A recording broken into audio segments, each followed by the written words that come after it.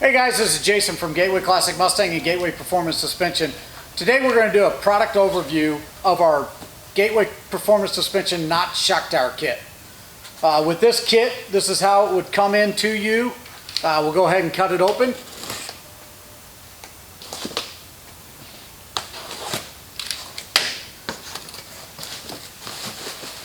We do foam packing to protect the parts as they're being shipped to you. Your instructions come in a bag with the template as well. You get a bag with reinforcement plates in them, and then the actual shock tower notch kit plates themselves.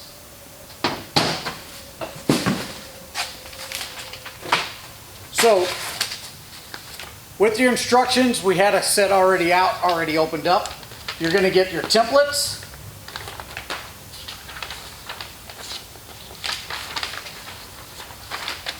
You get a left and a right, a front side and a rear side.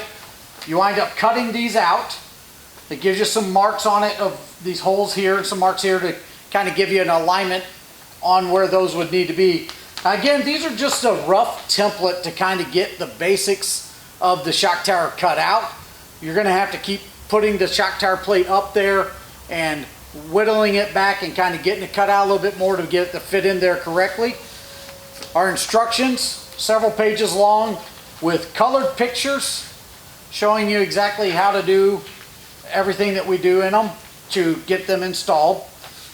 Now, the reason for doing these notch shock tower kits versus some of the other kits out there that is having you cut out the complete shock tower is the structure of the car we're wanting to try to keep in the chassis itself, so that if you do the ones that are saying, hey, let's just take the whole shock tower out, the car doesn't want to crash correctly in the front end. It's not going to want to use the crumple zones like it's supposed to.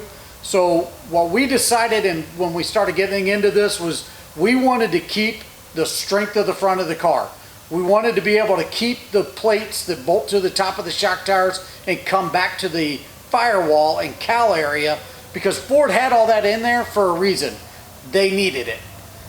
Ford wouldn't have spent money on something that they didn't need to spend money on. So those braces that come back from the shock towers to the firewall is very important on those cars. They're a unibody car, so they don't have a lot of strength in the front. When you start cutting away and getting rid of parts that were there, it starts getting into a question of how strong that's going to be if there is an accident, if it ever was to happen.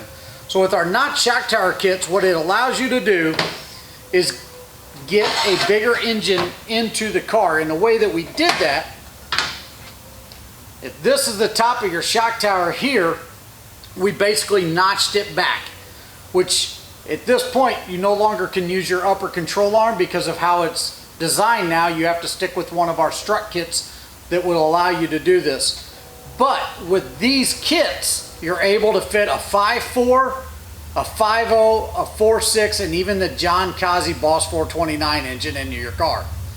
And feel pretty confident that if something was to happen, you're not going to wind up getting into an issue with the car in an accident.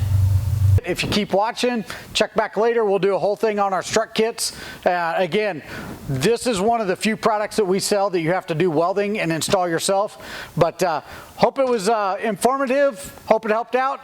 Check back later on. Thanks, guys.